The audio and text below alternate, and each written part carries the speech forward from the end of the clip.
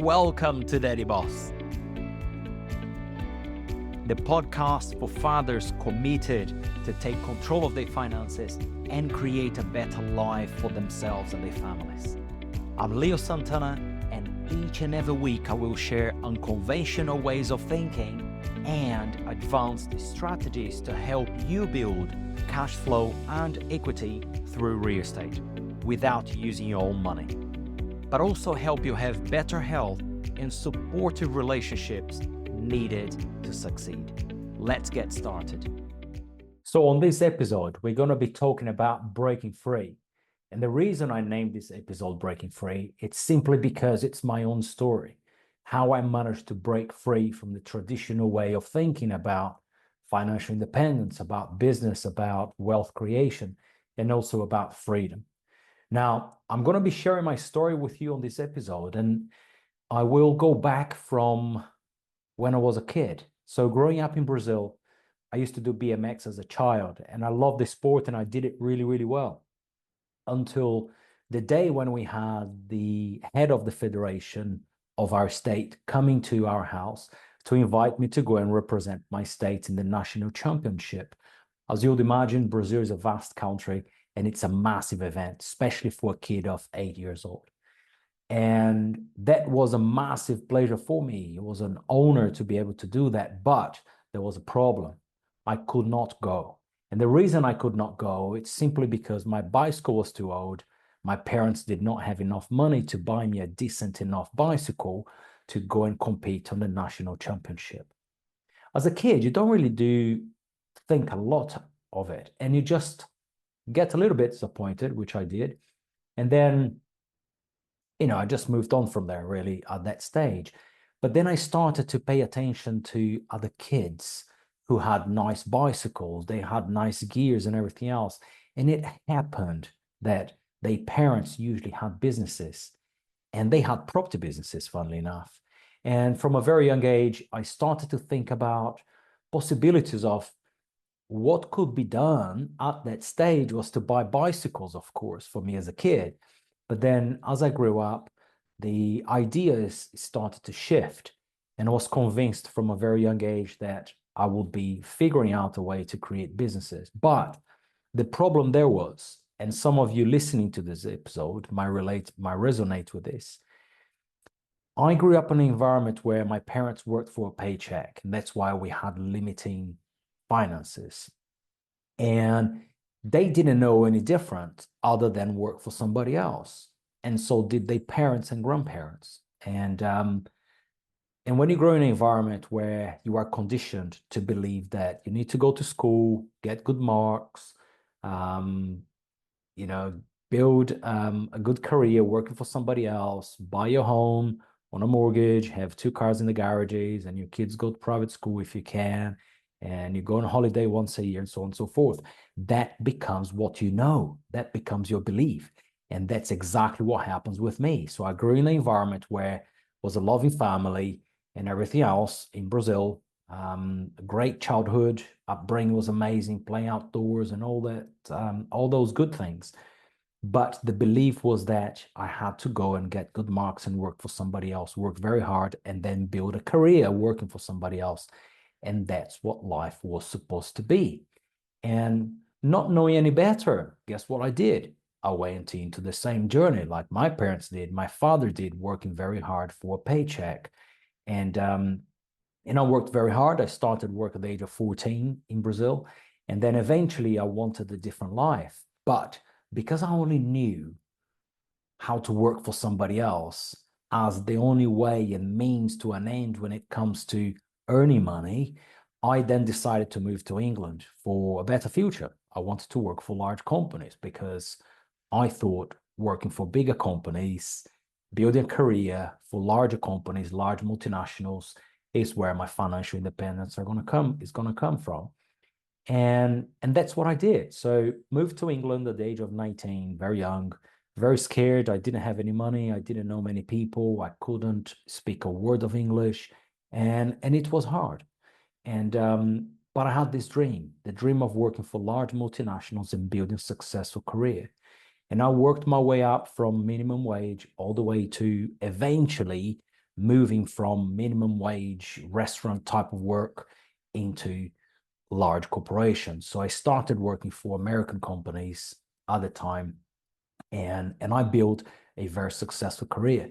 Now, the belief was always to work harder and harder and harder, so you can get promotions and you become somebody else in life and you get a good pay, and eventually you will have those things, right? A house on a mortgage, if you're lucky to save money to get 2 or 3 perhaps rental properties. You're very good in life, very well established if you do that.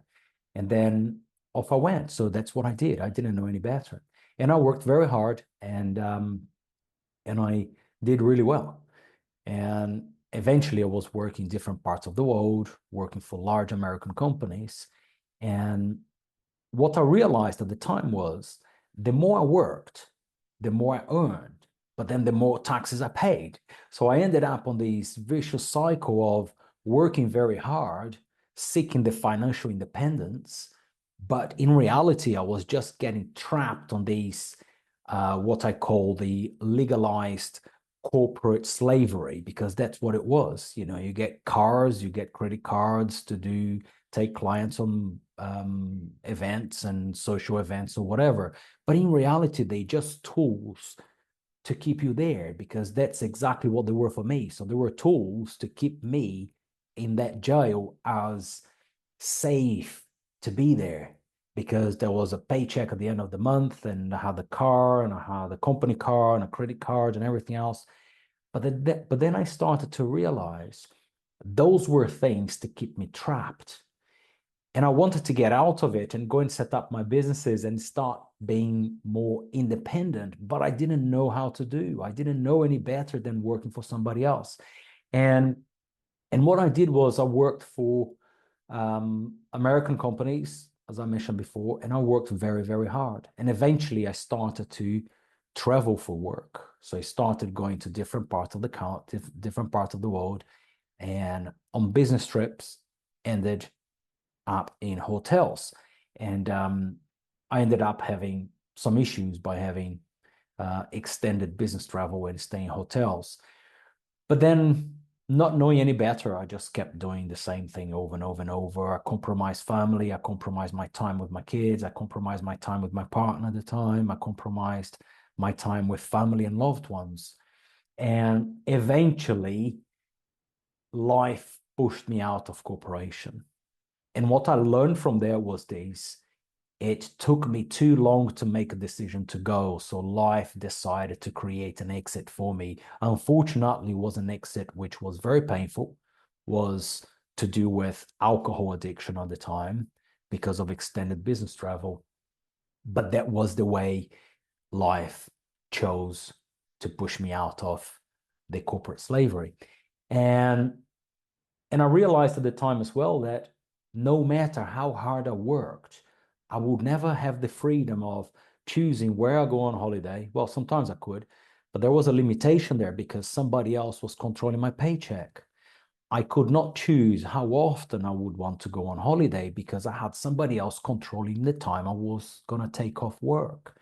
I had limitations about where to go, how to go, with whom to go, because there was somebody else controlling my paycheck, my time, and everything else. And then I left corporation and I went to start working on a small business. And I thought to myself, wow, now I'm going to start working on this thing here. Financial independence is going to come very quickly. I'm used to turning businesses around in a larger scale. Now setting up my own business and my own companies on a small scale would be very easy. And guess what? It wasn't, because it was failure and failure after failure.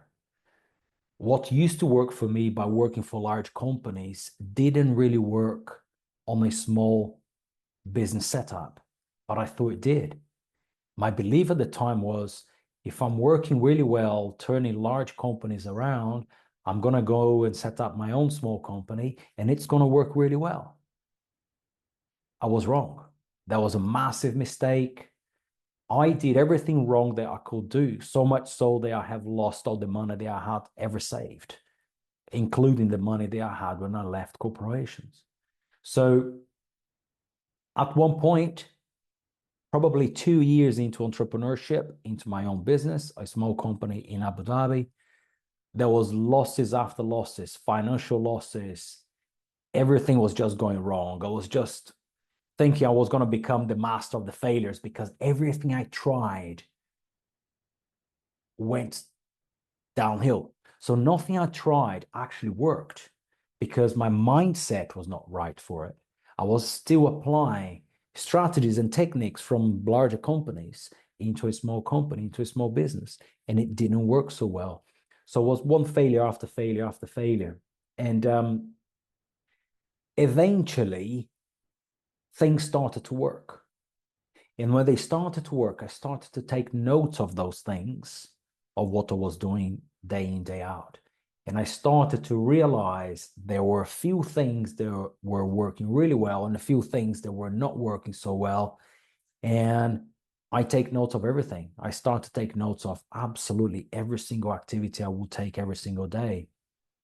But I was lucky enough to meet a man named Bob Proctor. And that chap was the life-changing game in my life simply because I learned from him how to use the mind in a way that would be very beneficial to the things I wanted to achieve. And that was really cool. He helped me to overcome mental barriers I had from childhood. I had a lot of self-limiting beliefs from what was possible, limiting beliefs about money, limiting beliefs about possibilities of wealth creation, limiting beliefs about creating my own businesses, my own enterprises without having to rely on somebody else. And those were mainly to do with the image that I had of myself. So I realized then at the time that the image I had of myself was the main dictator, the main driver of my results. And luckily enough, I discovered a way to start changing the image I had of myself. And believe me this, you can never have a too good image of yourself because there's always ways to improve. But that's one of the things I learned with Bob, which I value the most. So at one point, I had this pivot turn from failure after failure after failure after failure into some things were working, some things were working. So the revenue start to come, the contracts start to come, the sales start to come, the bank account starts to look better, and things started to get better and better. But it took over 2.5 years of sacrifices, of pains and losses, financial losses, and everything else. And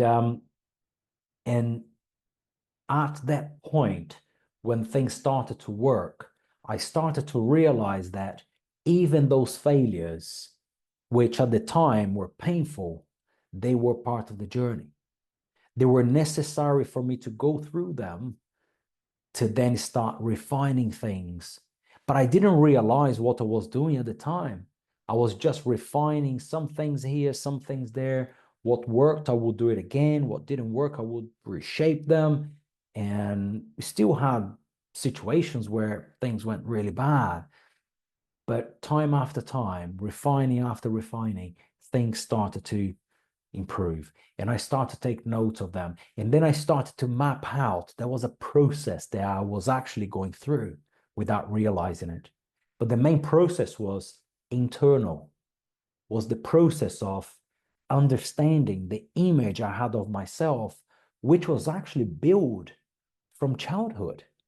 So I realized then that all the results I had achieved up to that point, whether positive or negative, they were an exact reflection of the image I had of myself internally, not necessarily externally of what you wear or anything, but the image I had of myself. I named that my self-image.